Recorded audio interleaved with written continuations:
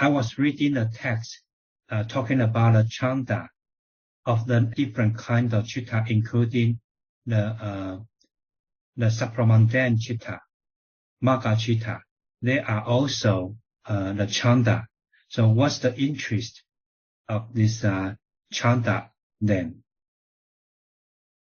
We understand citta as much as we can. For example, seeing, hearing, smelling, tasting, touching. Does chanda arise with all these cittas? No. Why not? Because it's vipaka-citta, ahetuka-cittas. The word.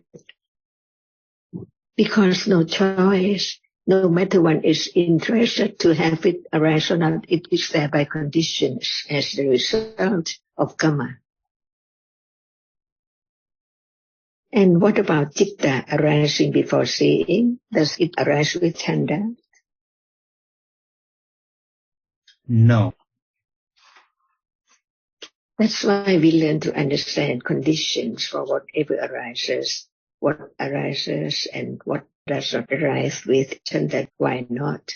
Because all ahetuka-citta cannot arise at will, because all depends on karma. It's time for karma, for such vipaka to arise. That's why chanda, no interest for anyone to arise, but it has to arise by conditions.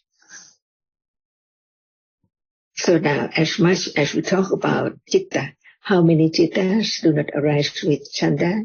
As we are talking, just what we are talking about, citta. How many now? Dazhuang was mentioning 69 citta have chanda. So, or 18 ahetuka-citta do not have chanda arising with them, right? Right. And what more? Little by little, understanding what is there in life.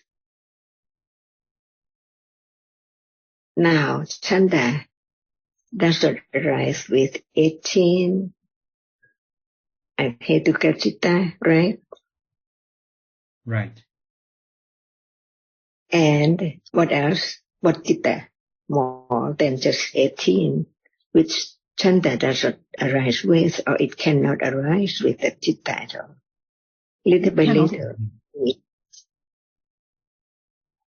At moment of seeing, is there chanda? No. As the seeing has fallen away, sampaticana arises and just experience the same object, but it doesn't see. Is there any chanda? No. Why not? Why not? Because it's vipaka-citta. Okay.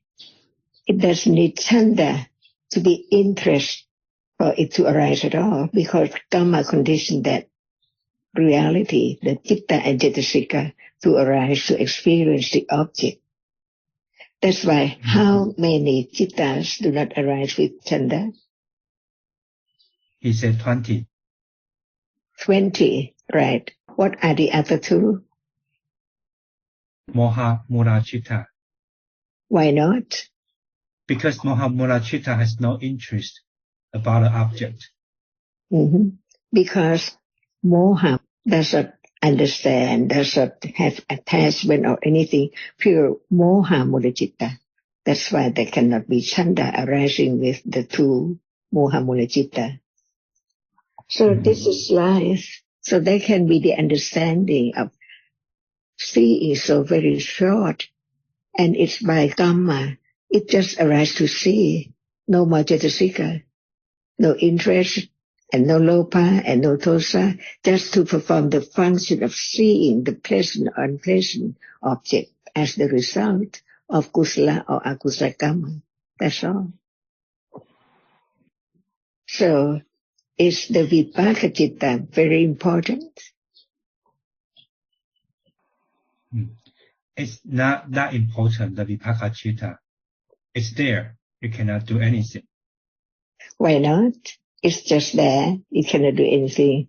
Only a moment of seeing and the other moment experiencing the same object of seeing, and then gone, never to arise again, is very important. So with ignorance, anyone just want to have the pleasant vipaka, but what for? All depends on different kinds of vipaka. This question actually is related to the difference between chanda and cetana, because the intention and the interest seems a bit ambiguous to Dajjang. But it depends on what kind of citta it arises with. Because for cetana intention, it arises with each citta. But for chanda, it cannot arise with the ahetuka-cittas.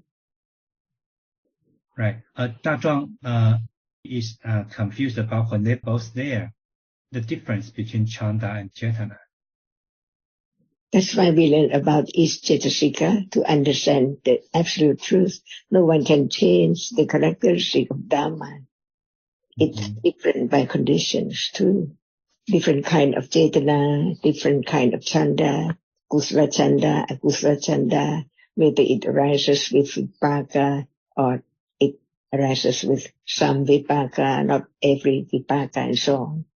To understand the truth of nothing can be taken for self or permanent thing at all. It's the word of whatever is conditioned to arise and then falls away instantly. Sunyata, anatta, no I and no thing at all, nothing at all. Not anything to be taken for this and that. So is there any difference between the vipaka without hetu and the vipaka with hetu, with three hetu or two hetu and so on? They are all conditioned by what is there now, from moment to moment accumulated as vajja to condition next moment, no matter when and what life. And the understanding of the truth can condition moment of understanding what is there in Ukraine war and other war or any situation.